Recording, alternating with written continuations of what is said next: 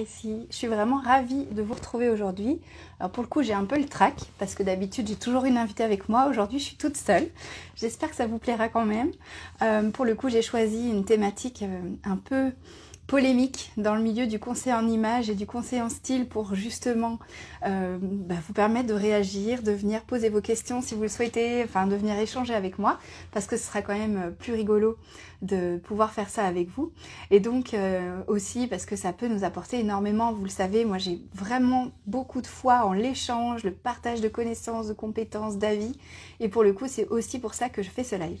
Donc pour vous parler de ce live, comme je le disais, un peu de trac, bon je me suis pris un petit verre d'eau quand même, histoire que tout se passe bien, et puis surtout je suis très contente de vous retrouver parce que c'est Pardon, je fais mes réglages caméra en même temps.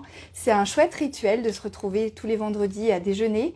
Il y a juste parfois quelques problèmes techniques, comme vous avez pu vous en rendre compte sur certains lives. On n'a pas eu tout de suite les personnes qui étaient connectées parce que forcément, il y a toujours des problèmes techniques.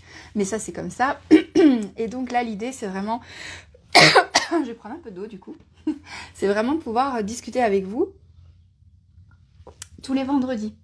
Alors je vous rassure, je ne serai pas quand même là à vous tenir, comment on dit, la jambe pendant le déjeuner, à chaque déjeuner toute seule. Les invités vont revenir, ne serait-ce que la semaine prochaine, je vous en dirai plus en fin de live.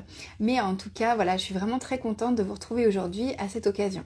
Alors je voulais vous parler de colorimétrie, vous l'avez peut-être déjà vu sur mon Insta, sur mon blog ou encore sur l'épisode 27 du podcast. En fait, je ne crois pas aux méthodes de colorimétrie classiques. Pourquoi je vous dis ça? Parce que tout simplement pour vous exposer les choses très simplement. Vous le savez, il n'y a pas de faux semblant, il n'y a pas de... Enfin, je veux dire, l'idée n'est pas de... Moi, j'ai tendance à dire les choses comme elles sont. Ça plaît pas à tout le monde, mais voilà, je le dis.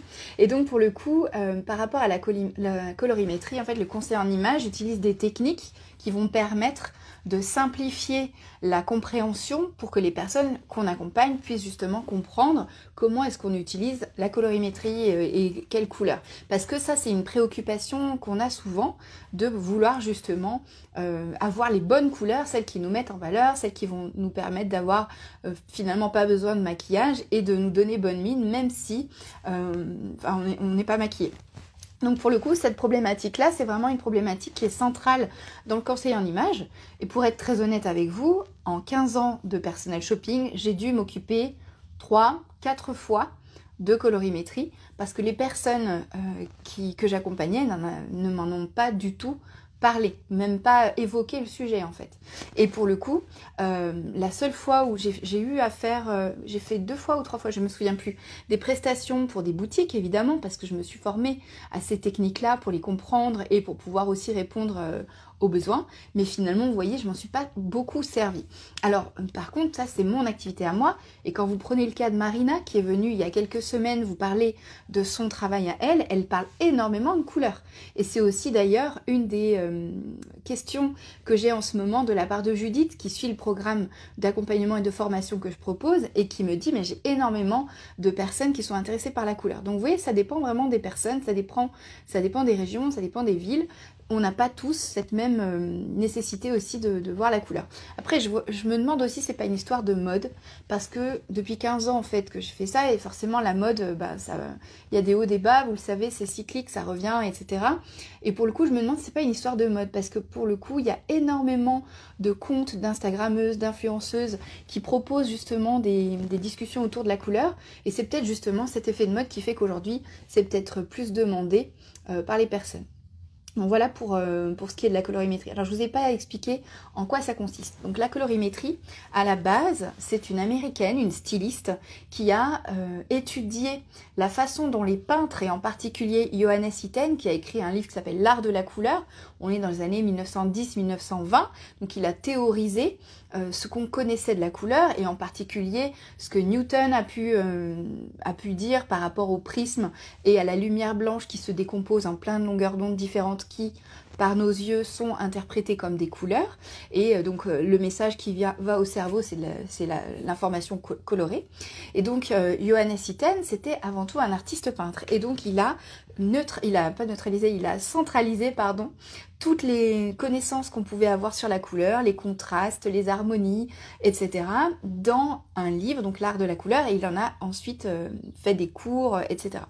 Et une de ses étudiantes, donc en l'occurrence je sais plus si c'était Susan Cagehill elle-même ou si c'était une personne qui était proche d'elle.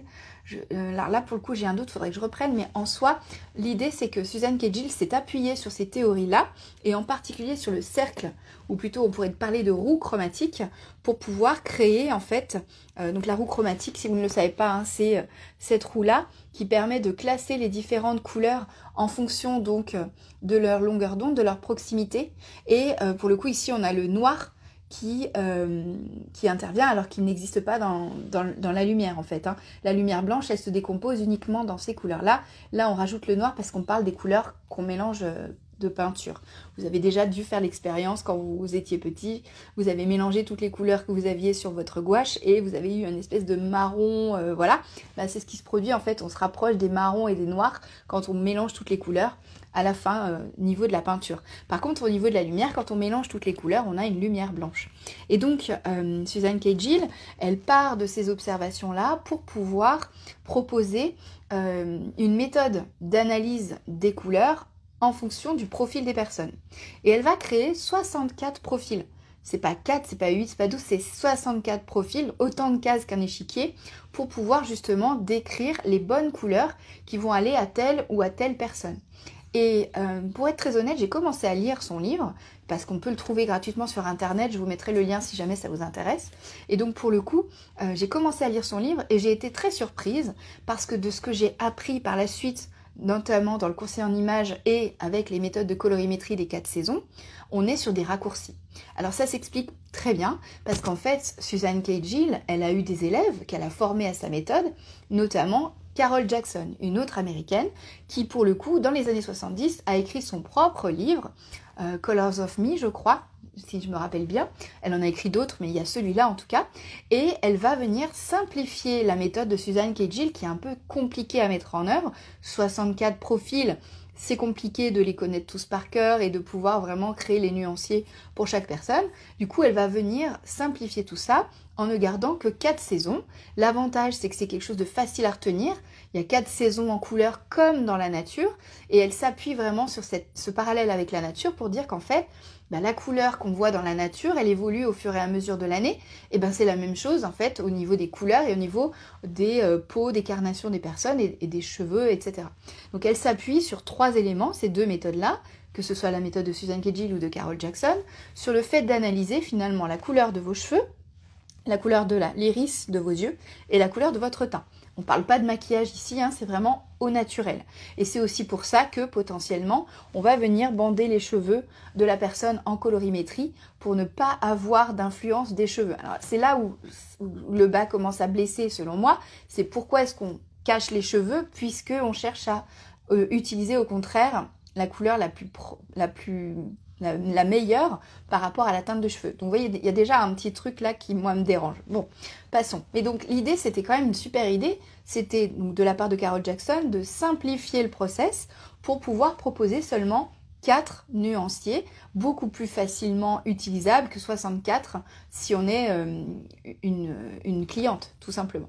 Donc grâce à ces considérations-là, la méthode des 4 saisons s'est énormément développée. Dans le courant des années 80, 90, en plus on commence à énormément parler de la nécessité d'avoir une image qui reflète ce qu'on a envie de dire, l'image professionnelle. Vous le savez, c'est un sujet dont je vous ai parlé beaucoup au mois de septembre à travers une offre que je vous avais proposée.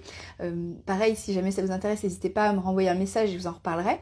Donc l'idée de dire on va renvoyer ce qu'on veut à l'extérieur en fonction de ce qu'on a envie de dégager. Donc ça peut être un message professionnel, ça peut être un message de compétence, ça peut être ce qu'on veut, mais ça va venir façonner votre confiance en vous. Et donc pour le coup, le nuancier des 4 saisons, il est hyper intéressant pour ça. Il faut quand même reconnaître ce qui est à reconnaître, c'est que pour une personne qui ne maîtrise pas du tout la couleur, et c'est le cas de la plupart des personnes qu'on accompagne, hein, qui nous sollicitent justement parce qu'elles n'arrivent pas à associer les couleurs entre elles, en plus de ne pas savoir associer les vêtements entre eux. Et donc à partir du moment où on a justement ces nuanciers-là, ça simplifie quand même les choses. Et même si on va pas loin dans le détail, on a quand même quelque chose qui permet de dégrossir un petit peu. Donc potentiellement, moi je trouve ça fabuleux. Le problème, c'est que du coup, on va caser des personnes dans seulement 4 cases. Or, pour moi, pour avoir travaillé chez Lancôme au maquillage et travaillé sur énormément de gammes de teints justement, parce que j'avais commencé à travailler sur le fond de teint sur mesure. Aujourd'hui, vous allez à la boutique Lancôme sur les Champs-Élysées, vous avez une variété incroyable de fond de teint, justement parce qu'on cherche à avoir le meilleur fond de teint pour chaque peau. Et en l'occurrence, il y a des variations de teintes de folie. Je me souviens, j'étais avec la lumière blanche dans la partie labo de Lancôme, avec des teintes sur mon bras pour vérifier par rapport aux nuanciers qu'on avait, les teintes qui étaient plus ou moins foncées, contrastées, claires, etc. pour pouvoir les classer de la plus claire à la plus foncée et de la plus rose à la plus orangée. Et donc forcément, ça va aussi avoir une implication. Donc vous voyez, enfin, le fait d'avoir cette démarche-là au niveau du maquillage, on l'a aussi dans les vêtements. Et donc le fait de simplifier et de mettre les gens dans des cases, seulement 4 cases, moi je trouve ça trop peu. Donc c'est pour ça que je ne crois pas aux méthodes de colorimétrie classique, parce que les méthodes de colorimétrie classique, elles s'appuient sur cette fameuse théorie des 4 saisons. Alors pour le coup, c'est ça qui est bien aussi, c'est que les gens se sont rendus compte quand même qu'il y avait des problèmes avec seulement 4 nuanciers. Et donc il y a eu des variations qui ont été proposées avec 8, puis 12, puis 16 saisons. Et là, le problème, c'est qu'on revient à la complexité du début, celle dont on voulait justement s'extraire avec Suzanne Cagehill. Vous voyez ce que je veux dire? C'est qu'on passe de 64 à 4, puis à 8, puis à 12, puis à 16. Finalement, pourquoi pas revenir à 64? Enfin, je veux dire, tant qu'à faire. Et c'est là où justement, vous voyez, pour moi, ça devient trop complexe. Parce que vous allez faire le test des foulards, vous savez, ce qu'on appelle le draping, c'est le fait d'avoir ces tissus qu'on va venir tendre devant la personne, et en fonction de la manière dont son teint va se refléter dans l'un ou l'autre, on va pouvoir dire si la personne est plutôt dans les couleurs chaudes ou dans des couleurs froides.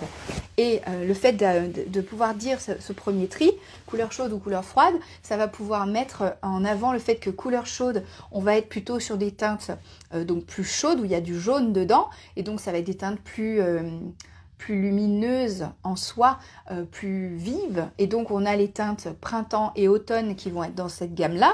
Les teintes printemps, c'est les teintes qui vont être très fraîches, très gaies, un peu comme les couleurs des fleurs au printemps, vous voyez les tulipes, les jonquilles, tout ça. Et les couleurs de l'automne, on va être plutôt sur des teintes un peu plus profondes, plus sourdes, qui vont être plus un peu comme les feuilles mortes, vous voyez, qui vont rougir et qui vont avoir ces teintes un peu teintées de marron. Donc c'est plus un jaune qui est vraiment gai et vivant et vif comme au printemps, c'est un jaune qui va être un petit peu plus sali, un peu plus terni. Et donc on va arriver sur des teintes comme le safran, le moutarde et toutes ces teintes-là, le côté, le velours, pardon, pas le velours, tout ce qui est teinte Bordeaux, etc. J'allais dire Bourgogne, j'étais loin. Parce qu'en fait, on dit Burgundy en anglais. Bref. Oui, ils disent Bourgogne et nous, on dit Bordeaux. C'est marrant. C'est pas le même vin. Ça donne leur préférence. Bon, alors, je voulais pas vous perdre. Donc, simplement pour vous dire que voilà, si vous avez plutôt les couleurs dorées qui vont venir mettre en valeur votre teint, vous êtes plutôt, a priori, sur des couleurs printemps ou automne. Et si ce sont des couleurs plutôt argentées, on est plutôt sur des couleurs plus froides. Et donc, on est sur du bleu. À l'intérieur, il va y avoir des nuances de bleu en quelque part. Et c'est les profils qui vont être été et hiver. Sachant que dans l'été, en fait, on va être sur des couleurs carrément très blanchies, en fait, comme quand l'été, le soleil est au zénith et que ça écrase complètement, tout est surexposé. Et c'est ça, en fait, qui va faire que les couleurs été vont être plutôt sur des pastels et des teintes hyper blanchies. Et l'hiver, on va être sur des teintes beaucoup plus saturées, beaucoup plus présentes, des roses fuchsia, des bleus électriques, l'Afrique des verts sapins parce que justement, l'hiver, le soleil est pas du tout le même qu'en été et qu'on a justement ces teintes beaucoup plus saturées. Voilà pour vous expliquer un petit peu où on en est. Et donc, ce que moi je trouve dommage, c'est de classer les personnes en fonction de ces 4 cases seulement. Alors, c'est un bon début, c'est ce que je disais, mais le fait de recomplexifier pour aller jusqu'à 16 saisons, le problème, c'est que 16 saisons, ça devient compliqué pour une cliente. Tu vas lui dire, alors attends, au départ, on dit les couleurs chaudes, les couleurs froides. Bon, déjà ça, il faut quand même, pour que la personne, elle puisse arriver à s'en sortir, que quand elle va dans un magasin, elle puisse dire, ah bah ça c'est couleur chaude, ça c'est couleur froide. Sur quelle base elle fait ça? C'est forcément une question d'apprentissage. Il y a la théorie, bien sûr, mais il y a la pratique. Et donc, s'exercer sur son propre dressing, déjà, ça peut être un bon début. Mais comment on fait quand il y a un imprimé? Comment on fait pour savoir si c'est plutôt froid ou plutôt chaud? Vous voyez, c'est compliqué. Alors, si en plus, après ça, vous rajoutez 8 saisons, 12 saisons, 16 saisons, voilà pourquoi moi, je ne suis pas favorable à l'utilisation de ces méthodes. Cela dit, là, je vous parle de la méthode des 4 saisons. Mais en réalité, il y a d'autres méthodes qui existent, heureusement. Alors, il y en a une que je viens de découvrir d'un japonais, j'ai oublié son nom, mais qui est sur les émotions et qui m'intéresse énormément. Je vais vous dire pourquoi dans quelques instants. Donc, restez bien avec moi et je vous dirai ça juste après. Et donc, pour en venir aux autres méthodes, il y a aussi la méthode qu'on appelle harmonique. C'est une méthode qui a été créée dans les années 80, qui est aujourd'hui déposée par l'entreprise Première Impression. Et donc, pour le coup, cette méthode, elle s'appuie sur, je trouve, quelque chose de hyper malin, hyper intelligent. Et c'est pour ça que s'il fallait en retenir qu'une de méthodologie, maintenant, j'ai pas encore vu celle des émotions, je vous ai dit. Il faut que je lise le bouquin du gars, je l'ai trouvé, donc je vais pouvoir me plonger dedans. Je vous en dirai ce que j'en pense. Mais en tout cas, ce que je veux dire, c'est que j'adore cette méthodologie harmonique. Pourquoi? Parce qu'elle vient regarder le contraste de peau entre les cheveux et la peau. Est-ce qu'il y a un contraste très fort ou pas? Et elle vient regarder aussi la luminosité, c'est-à-dire par rapport à l'impression globale. Il y a des personnes que vous rencontrez qui sont solaires et il y a d'autres personnes qui sont un petit peu plus disons, effacées. Et donc, ça aussi, ça va entrer en ligne de compte par rapport à la colorimétrie qui va être choisie. Donc, pour vous dire, moi, je trouve cette méthode vraiment très intéressante. Je m'y suis initiée et c'est ça qui fait que, justement, je trouve ça vraiment bien foutu parce que ça permet de donner une direction à la personne. Ça permet de lui dire si elle est plutôt sur des couleurs profondes ou des couleurs plus lumineuses. Ça permet de dire aussi si elle est plutôt sur des couleurs pastel ou sur des couleurs beaucoup plus saturées. Donc là aussi, vous voyez, c'est intéressant, sans aller forcément mettre une étiquette comme la méthode des 4 saisons. Et c'est là où vraiment j'aime cette méthode harmonique. Par contre, je trouve qu'elle reste compliquée à mettre en œuvre pour une personne, parce que ça veut dire qu'elle maîtrise cette notion de contraste, ça veut dire qu'elle maîtrise cette notion de luminosité. Donc même si tout peut s'apprendre, ça reste quand même quelque chose de difficile à mettre en œuvre. C'est pour ça que, personnellement, je n'utilise pas ces méthodologies au quotidien. Il m'arrive vous savez, c'est comme quand ça me fait toujours rire de dire ça, mais quand on dit « je suis personal shopper », les gens vous disent « ah bon, tu vas pouvoir me dire quelle lettre je suis ?»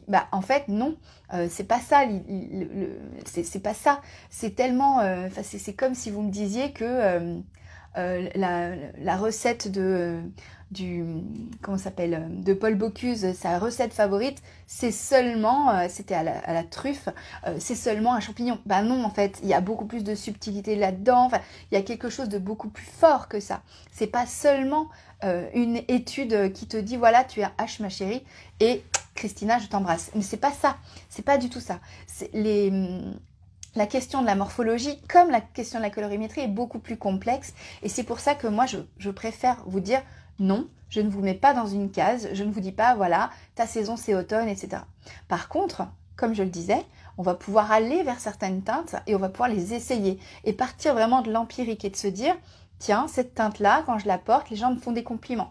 C'est qu'il y a quelque chose, ça veut dire quelque chose de moi, ça veut dire que ça met en lumière quelque chose de moi. Et là, je ne vous parle pas forcément du teint. Parce que effectivement, ça n'est pas forcément lié au teint. Ça peut être lié tout simplement à l'énergie qui se dégage, à l'émotion qui se dégage.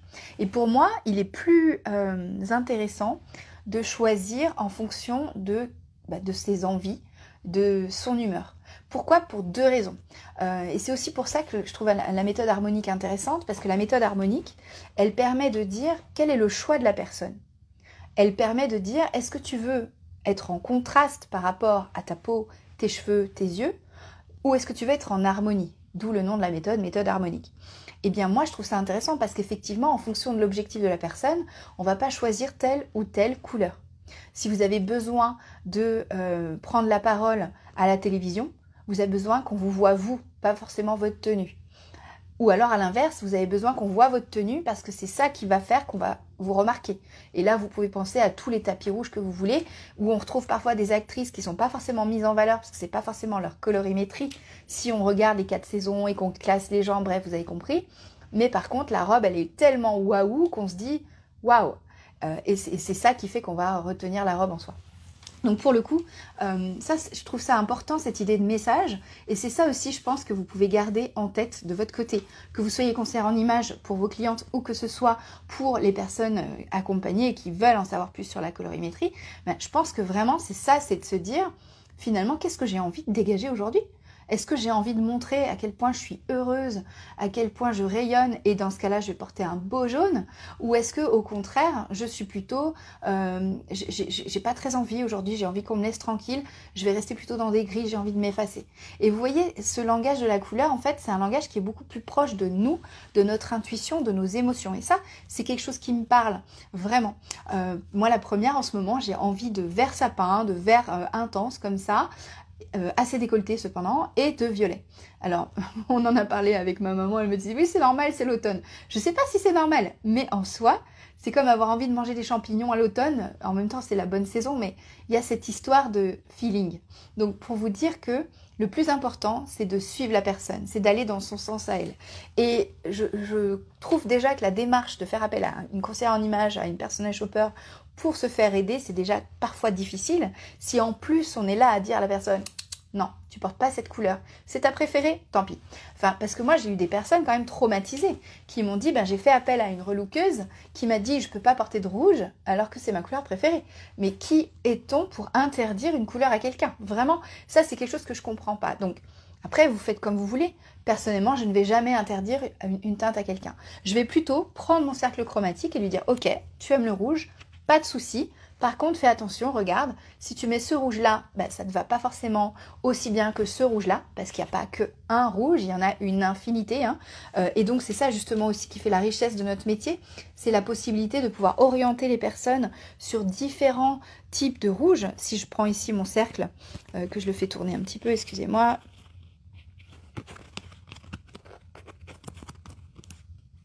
Voilà, dans les rouges ici, si je regarde ne serait-ce qu'ici, j'ai déjà plusieurs rouges qui sont plus ou moins foncés, donc par rapport au bordeaux dont on parlait, ou un peu moins saturés, et qui vont aller donc vers des couleurs un petit peu plus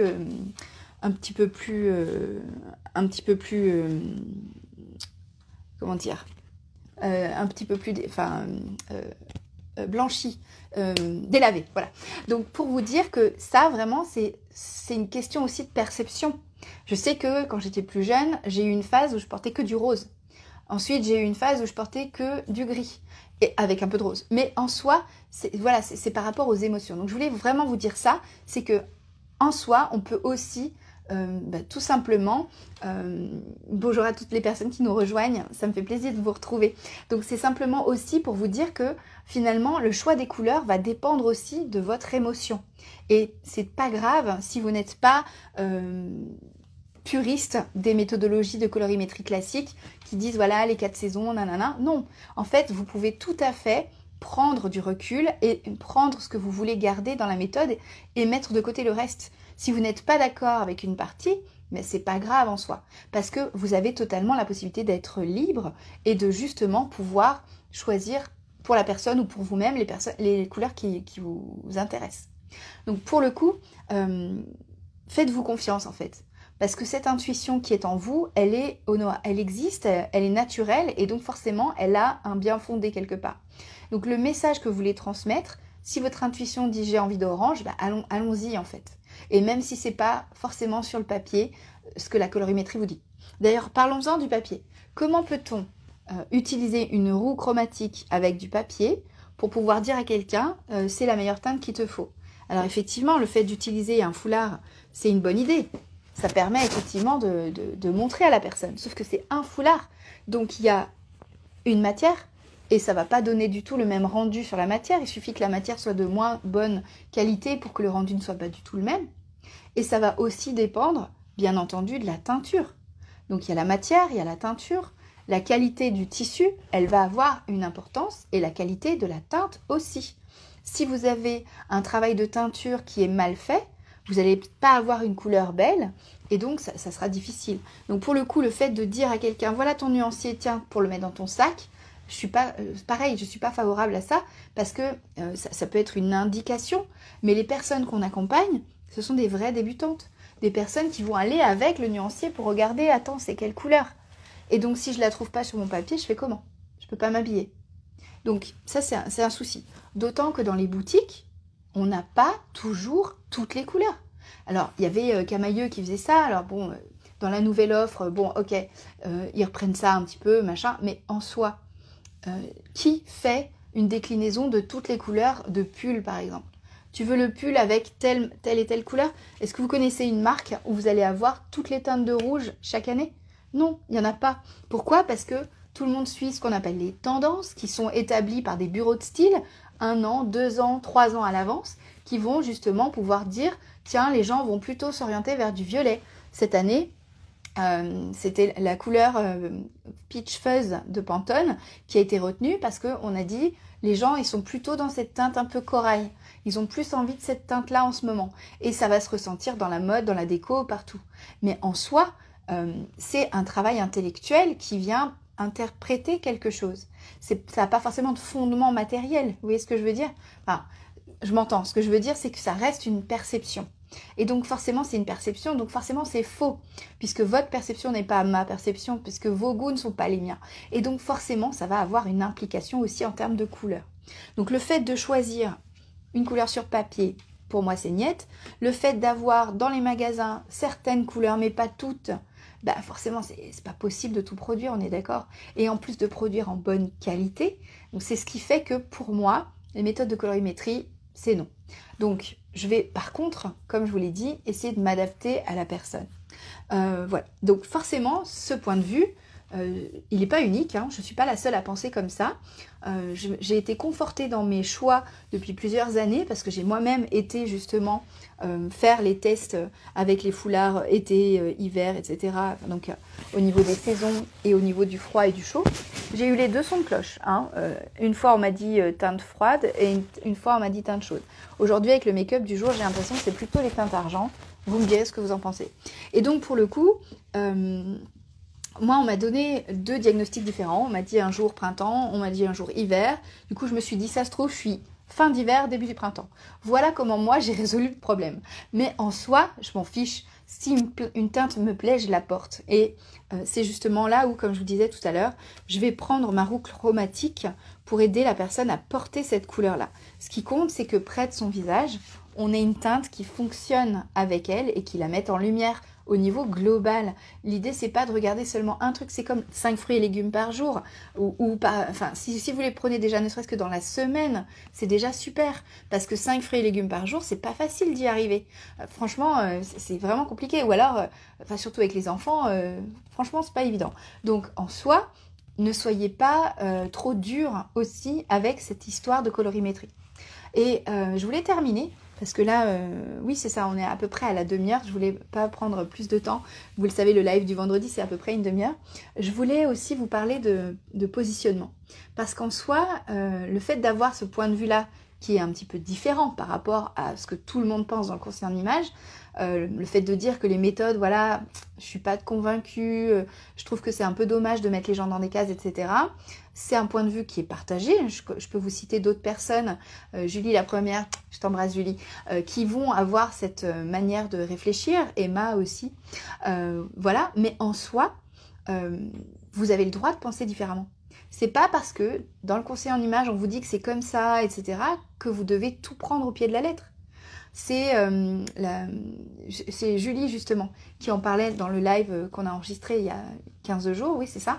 Elle nous expliquait justement, vous pouvez voir le replay si vous voulez, donc elle nous expliquait justement que en soi, le fait d'avoir fait une formation conseil en image, elle trouvait ça très intéressant parce que ça lui avait apporté pas mal de techniques, mais qu'elle n'était pas d'accord avec tout. Et vous avez le droit en fait de ne pas être d'accord avec tout. c'est normal, on n'est pas tous conçus, on n'a pas tous la même perception des choses, on n'a pas tous le même vécu, on n'a pas tous la même manière de voir. Donc clairement, soyez libres avec ça. D'autant que les couleurs, en plus, on ne les voit pas tous de la même manière, parce qu'il y a des personnes qui sont daltoniennes, il y en a d'autres qui ont des troubles de la vue, et donc forcément, on ne voit pas de la même manière, donc une sensibilité différente au niveau des teintes, etc. Donc rassurez-vous par rapport à ça, et n'ayez pas peur de le défendre. Et c'est là où je voulais y arriver en fait, parce que concrètement, les méthodes de conseil en images classiques, elles sont là, elles sont dans les bouquins, voilà, vous pouvez les apprendre en formation de conseil en images. Très bien. Le truc, c'est que tout ce que vous allez apprendre, vous n'êtes pas obligé de tout garder, comme je le disais, et ensuite, vous allez faire votre marché et vous allez avoir des outils qui vont plus vous plaire à vous et qui vont davantage correspondre à ce que vous voulez, vous. Et c'est tout à fait OK. Et le fait de mettre l'accent sur ces outils, le fait de mettre en avant ce que vous pensez, le fait de mettre en avant la manière singulière que vous avez de faire votre métier, ben c'est comme ça en fait que vous allez arriver à émerger et à vous différencier. Parce que ça, c'est une erreur qu'on fait souvent quand on commence. On se dit, je veux m'adresser à tout le monde. Hello, bienvenue, je suis ravie de te retrouver ici. Donc comme je disais, je parlais du positionnement et je disais que c'est une erreur qu'on fait quand on débute. On a peur de ne pas avoir assez de clients. Donc on va avoir tendance à voir très large et à avoir le maximum de cibles possibles et de se dire oui, je m'adresse aux femmes, je m'adresse aux hommes, je m'adresse aux jeunes, je m'adresse aux moins jeunes, je m'adresse aux actifs et aux pas actifs, je m'adresse, etc. Mais en soi, vous pouvez tout à fait choisir une cible et même vraiment c'est préconisé, et je vous le recommande, de choisir une cible et de vous spécialiser dans cette cible. On a tendance, c'est un biais cognitif du cerveau, à imaginer que quelqu'un qui est spécialiste dans un domaine, il va être meilleur que quelqu'un qui est généraliste. C'est pas toujours vrai, hein. Il y a des spécialistes qui sont moins bons que des généralistes, mais en soi, c'est le biais cognitif. Donc commencez par ça, faites-vous connaître pour ça. Et ensuite, vous pourrez élargir si vous le souhaitez. Mais dans un premier cas, faites-vous connaître sur une première cible. Et cette notion de cible, en soi, ça peut être aussi le fait de tout simplement ne pas avoir le même discours que quelqu'un d'autre. Donc si dans le conseil en image, il y a des choses qui ne vous plaisent pas, eh ben, ne les mettez pas en avant. Ne les utilisez pas. C'est votre liberté de professionnel, formé ou non, d'adapter les méthodes que vous connaissez ou que vous découvrez à votre pratique. Vous pouvez choisir. Vous n'êtes pas obligé de faire comme tout le monde et même vous ne devez pas faire comme tout le monde. Soyez simplement vous-même. Et c'est vraiment là-dessus que je voulais finir ce live parce que vraiment le fait d'être soi-même, c'est un atout aujourd'hui. On parle beaucoup de personal branding. Je viens de commencer le livre de Caroline Mignot, vous savez, From Zero to Hero. Je vous le conseille, il est vraiment super bien construit. J'en suis à quelques pages, mais c'est vraiment hyper intéressant. Elle nous explique justement ça, cette nécessité d'être soi-même pour pouvoir se distinguer du lot et aussi parce que cette authenticité, cette légitimité, c'est ça qu'on veut. Parce que les gens, ils vont venir nous voir pour nous-mêmes, pas pour l'image de nous-mêmes. Et le fait d'être, c'est ça un peu la difficulté quand on est à son compte, c'est que justement, hello, c'est que la difficulté quand on est à son compte, c'est justement le fait d'avoir cette nécessité d'être à la fois soi-même et d'être une entreprise et de dégager les deux, d'avoir la marque moi et d'avoir moi. Comment est-ce qu'on fait la différence entre les deux? Et c'est justement ça la grande difficulté quand on est à son compte. C'est justement cette distinction-là. Donc pour en revenir à ce que je vous disais depuis tout à l'heure, si vous ne croyez pas aux méthodes de coloris comme moi, eh ben c'est pas grave. Faites comme vous voulez. Utilisez ce que vous voulez comme outil. L'important, c'est que les personnes que vous accompagnez, elles soient contentes de votre accompagnement, qu'elles aient finalement réussi, enfin qu'elles aient obtenu la satisfaction, qu'elles aient obtenu les résultats qu'elles cherchaient. Si votre promesse, c'est de les aider à se transformer parce que justement, elles n'arrivent plus à s'habiller et que vous arrivez à faire ça, ben, on s'en fiche en fait les outils que vous ayez utilisés. Moi, quand je vais voir le garagiste, je lui dis ma voiture est en panne. Je m'en fiche de savoir s'il a changé le joint de culasse, choisi tel outil ou tel autre. L'important, c'est le résultat. Et c'est la même chose avec votre clientèle. Donc, n'ayez pas peur d'être vous-même, n'ayez pas peur de défendre vos positions. Moi, je vous dis, hein, ce commentaire que j'ai eu, qui était vraiment haineux, vraiment très désagréable, ça m'a vraiment fait un choc. Et en fait, j'ai eu besoin de m'asseoir presque. Vous savez, comme quand on reçoit un coup, voilà, de encaisser. Et ensuite, je me suis dit, mais finalement, c'est pas grave, t'es pas d'accord avec moi, mais c'est pas grave. Moi, je pense comme ça. J'ai mon histoire qui explique ça, et je vois avec les différentes clientes que j'ai pu accompagner, voilà pourquoi je pense comme ça. Toi, tu as une autre perception, tu n'es pas d'accord avec moi, bah ok, c'est pas grave. On peut en discuter, et c'est là où justement, je trouve ça intéressant d'échanger avec vous. Si vous avez des questions, je serais ravie d'y répondre, donc n'hésitez pas à les mettre, vraiment, parce que en fait, on peut tous ne pas être d'accord. On peut très bien aller dans une pizzeria et trouver que la pizza est plus ou moins bonne parce qu'on n'a pas la même perception, parce qu'on n'a pas le même vécu. Et peut-être que, moi je me souviens, à Rome, à l'aéroport, j'ai mangé un Vesuvio à la manzana, je crois que c'était ça. Ça m'a fait rire parce que manzana, c'est la pomme en espagnol. Et en fait, ou c'était manzanara, enfin bref, je parle pas italien. Mais du coup, ça m'avait fait rire parce qu'en fait, j'ai goûté ça et c'était hyper bon, tellement délicieux. Et je me suis dit, waouh, j'adore ce plat à partir d'aubergines, de parmesan et de sauce tomate, si vous posez la question. Et c'était tellement bon et je me suis dit, waouh. Et en fait, je me suis dit, mais c'était tellement bon que la prochaine fois que je vais en manger un, ben, je serai plus dans le même état d'esprit, je serai plus dans ce restaurant-là, je vais forcément le trouver différent. Peut-être qu'il sera meilleur, peut-être qu'il sera plus fade, mais dans ma tête, c'est ça la perception de ce plat-là. Et donc c'est la même chose au niveau des outils. Vos outils, vos perceptions peuvent évoluer. Moi, la première, les méthodes de colorimétrie, non, mais la méthode harmonique, why not? Mais en soi, c'est pas ça qui fait que je vais pas accompagner mes clientes avec succès ou pas. C'est pas ça qui fait que mes clientes vont pas apprécier mon conseil. C'est pas pour ça que la transformation que je promets aux personnes que j'accompagne ne va pas s'effectuer. Parce qu'encore une fois, on s'en fiche des outils, ça reste des outils. Mais ça peut être un outil marketing pour vous démarquer, pour vous différencier. Donc si vous avez une manière différente de parler, dites-le, exprimez-le. C'est aussi une manière pour vous d'exprimer votre positionnement, c'est-à-dire la façon, la place que vous occupez dans un marché. Et que ce soit un marché de coach en image ou que ce soit un marché de yaourt, c'est la même chose. C'est comme Bonne Maman, vous connaissez les confitures Bonne Maman. Ben, vous savez, dans votre tête, vous avez tout de suite eu une image. Vous avez peut-être pensé nappe à carreaux, vous avez peut-être pensé confiture artisanale, fait main, tout ça, comme chez Mamie. Mais en réalité, on est d'accord que c'est bien une entreprise qui fabrique ces confitures et c'est une entreprise industrielle. C'est-à-dire, c'est pas une mamie qui est là à vérifier qu'elle a bien 1 kilo de sucre pour 1 kilo de fruits, comme ma grand-mère faisait ou ma maman. Mais en soi, c'est une entreprise industrialisée avec des usines, avec un personnel de folie, des machines. Et donc forcément, le positionnement qu'on a n'a rien à voir avec la manière dont on fait les outils qu'on a. Et donc pour le coup, c'est pareil pour vous. Si vous êtes conseiller en image débutante, si vous êtes personnel shopper débutante, n'ayez pas peur de dire qui vous êtes, de dire ce que vous aimez, ce que vous n'aimez pas dans votre métier, de l'affirmer, parce que c'est aussi comme ça que vous allez pouvoir vous distinguer. Et s'il y a des gens qui ne sont pas d'accord avec vous, eh ben merci à eux de donner leur point de vue, parce que c'est justement grâce à ça qu'on fait aussi évoluer les choses, et que c'est aussi pour ça que c'est intéressant de discuter, parce que justement on peut échanger un point de vue. Vous savez, j'adore ce poème, Hello Fanny, j'adore, c'est pas un poème, c'est un proverbe. Je crois que c'est chinois, il me semble, qui dit que si tu as un objet, que moi j'ai un objet, je te donne mon objet, tu me donnes ton objet, on a chacun un objet. Par contre, si c'est j'ai une idée, toi tu as une idée, on partage nos idées, on en a chacun une, plus la tienne. Donc du coup, ça fait 2 idées. Et en plus, on va pouvoir faire des petits grâce à ça, parce qu'on va pouvoir échanger nos idées et ça va devenir un brainstorming et ça va fonctionner de folie, comme on a pu le faire cette semaine avec Sandrine. Sandrine, je t'embrasse. Voilà, donc c'est pour vous dire que vraiment, n'ayez pas peur d'être vous-même, de dire que vous n'êtes pas d'accord. Par contre, forcément, si c'est seulement gratuit et si c'est juste pour faire parler de vous et de faire du buzz, ça ne marchera pas. Il faut que vous soyez authentique, il faut que vous donniez vraiment votre avis. Donc aujourd'hui, comme je vous le disais, c'est une vraie prise de conscience pour moi depuis quelques mois, depuis quelques années, on va dire 18 mois, 2 ans, de vraiment me dire, mais en fait, j'ai quelque chose à dire, j'ai une manière de voir les choses, c'est aussi nourri par mon parcours. 15 ans dans le conseil en image, c'est quand même pas rien. Et donc pour le coup, c'est ok, vous voyez, d'avoir un avis différent et de le donner. Parce que justement, c'est pour ça qu'on va venir vers vous.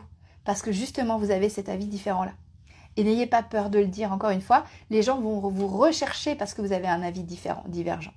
C'est un peu comme les théories du complot, hein. Si elles marchent aussi bien, c'est bien qu'il y a des gens... Pardon, je fais n'importe quoi avec mon pied, excusez-moi. Et pour le coup, avec le pied et le pied. Bref, vous avez compris.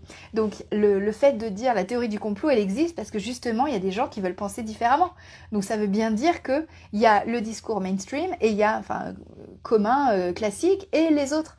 Donc pour le coup, c'est la même chose en conseil en image. S'il y a des choses, des méthodes, des outils que vous n'aimez pas, eh ben c'est ok. Mais n'hésitez pas à le dire et à dire aussi comment vous travaillez. Voilà, je crois que je vais m'arrêter là.